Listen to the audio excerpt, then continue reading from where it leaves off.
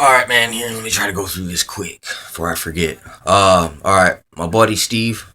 He's Steve Castile. He's been writing books. I knew him back in the day, and he hit me up, man. Or we've been corresponding through the internet, and he presented this prophecy of uh, God's gonna punish who scattered Israel, and I think I just got some information just made known to me here. It's like, okay, there's a book in Daniel, I think, and it talks about this bear that comes forth and eats much, devours much flesh, has iron teeth and claws and hands and ribs and all this weird shit. I excuse me for saying that word there.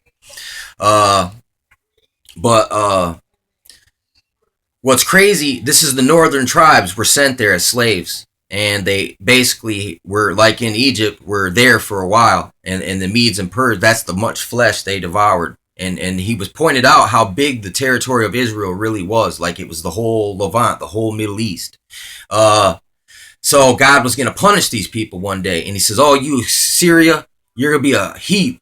And it's in Second Ezra, and Second Ezra says, "All the prophets' names I will give them to you. I will give these to you as prophets and as voices to listen to reconfirm the word." And I was like, this is Second Ezra. This is all coming from here. And then I'm thinking about in the Indian tribes through the totems. Okay, there's the bear rib tribe. I just seen this movie. This dude was talking about a musk ox and a man.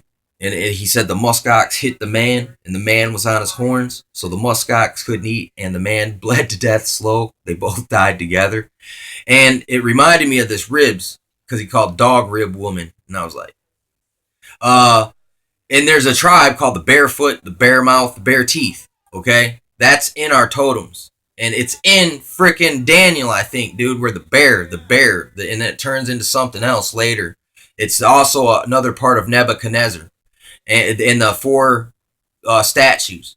Okay, see now what I'm looking at, and in Second Ezra, it says this northern tribe was sent down a strange way. God made a way for them to escape, and they plotted to flee and go to a far off hidden land, which to practice their religion that they couldn't practice under the Medes and Persians, which is the bear. All right. That devours much flesh, man. If I'm not mistaken, man, it's something to that effect. Anyway, in this Chippewa totem tribe, it's not just us, because there's other tribes around here who were under this. Like in Michigan, we were called the Three Fires, and that was an alliance of tribes from around here who, whenever any other tribes would come around, they would all join together and beat them back. You know what I'm saying? And it's like we weren't from here. It said we got here like in 1200. I mean, around that time. Okay, so that's not too long ago. And it's crazy. It makes, well, I can almost see it, dude. And they pretty much don't remember where they come from. You know what I'm saying? They just know they came from the Great Seawater, because it was like an exodus that took a long time, like for them to get from there to the other place. So in the time frame of them spreading out and moving, they had to fight a lot of people too. So it's like they had to learn things, and people dying, the elders dying, and only the kids being around can only partially remember the history, but just enough to keep it going. It seems to me like what they did is they came out as one little people from Israel, the tribes that could remember just a little bit, and then they reset up, just like in from Jacob. The 12 tribes each have a different totem, you could say. And even there's a part where Joseph says he has a dream to his father. He says, "Man, I have a dream, something about the sun, moon, and the stars." And he goes, "Joseph, man, you're crazy, man. That would mean that you're our king, and we're your children," or something like that. And I think that's Abraham, seed of Abraham, the remnant. The 12 fruits, the 12 trees or plants, the 12 elders, the woman in the running from the dragon with the sun at her head or the moon at her feet and the stars under them, or something to that effect. It's really This is really trippy to me right now because in the totem, it like I said, there's the bare foot, bare mouth, bare rib, something to that effect. And what it is like they just copied those 12 tribes and their totems and made new ones from under the branch that escaped.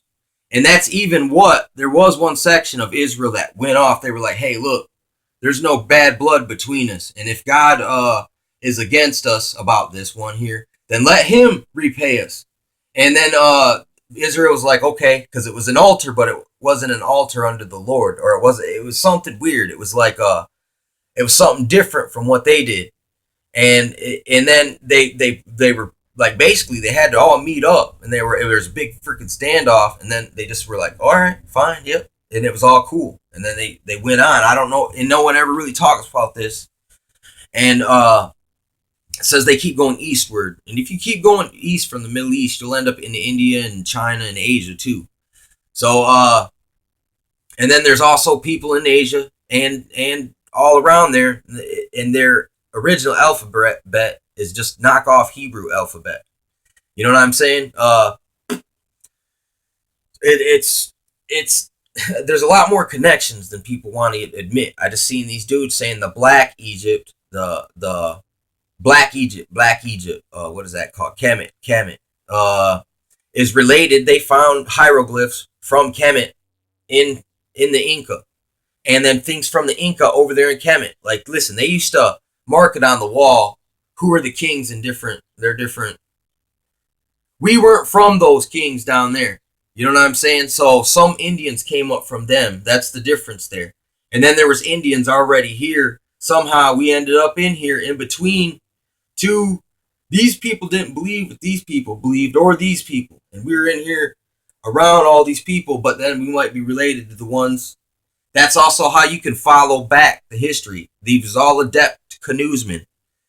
And God reversed the way of the river. You know what I'm saying? And look, you got all these tribes. What were the Medes and Persians? Dude, these are your Mesopotamia, Greece, the seafarers. You know, think of a bunch of slaves for all these guys, like on that Moby Dick, that Indian that's on there that helps fight the whale. Stuff like that. Like, it's a lot more diverse than people would think. And they love to dumb people down to this. And there's a dude named Chief Curly Hair. And it's like he was light skinned with blue eyes. And it was weird. And no one says where he even really came from. But no, I think they did say he was half breed. He was probably half French. But he was weird. But he was always fighting with people. You know what I'm saying? It's just like, but it could have been Vikings too, man. Because they were known for all these same traits as the Indians were: canoeing, hunting, fighting and raiding.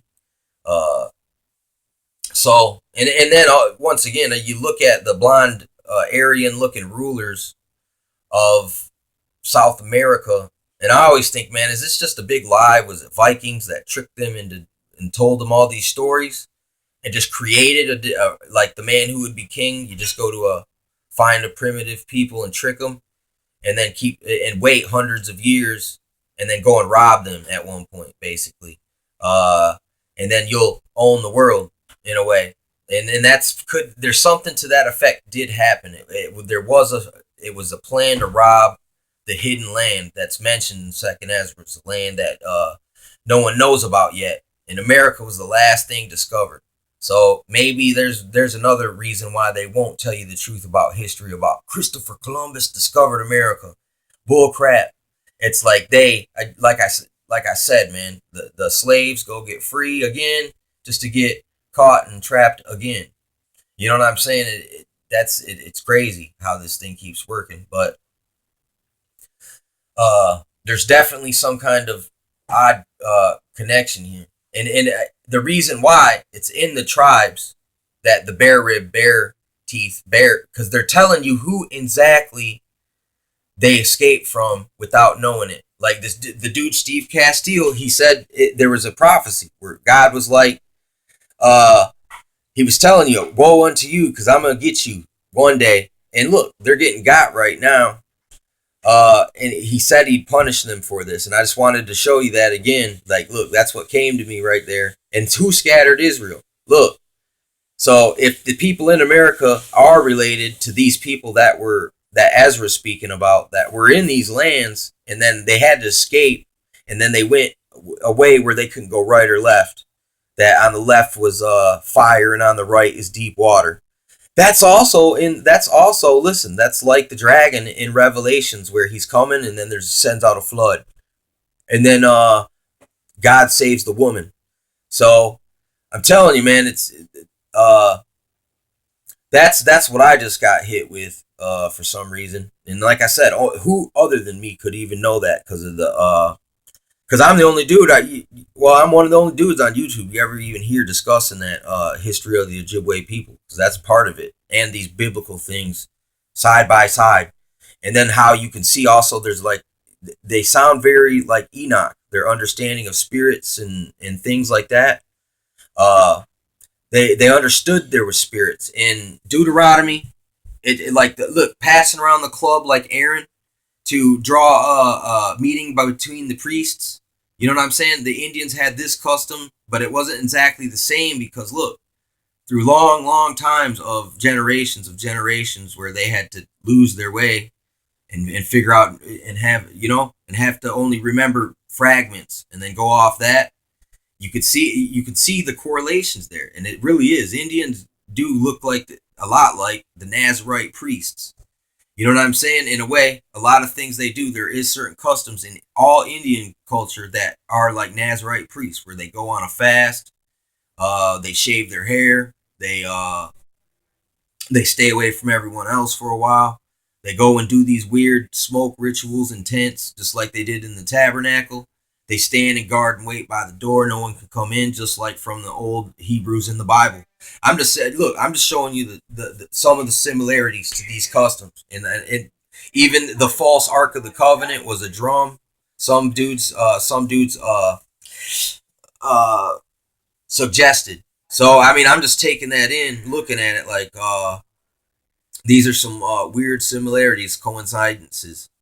But hey, all the tribes they started killing things and sacrificing to Moloch, and these dudes came out of the Medes and Purs. So who knows what they learned from these people while they were in there and adopted into their stuff, and just like coming out of Egypt. But I'm just and that's why it was hidden. And God says, "I'll have a hidden people, a hidden under the shadow of His hand, even a remnant of Jacob." This is all in Isaiah, and it says in Ezra that and it says in Isaiah that, or in Second Ezra, that Isaiah, Jeremiah, Ezekiel, Nehemiah, Micah, yeah, all these guys, I will send them to you as witnesses. So it's in Second Ezra. It tells you all the prophets from the Bible are from God. You know what I'm saying? And this is another witness, another testimony. There's another reason why it's not in your Bible, because you wouldn't be able to put these dots together if you didn't ever hear it before.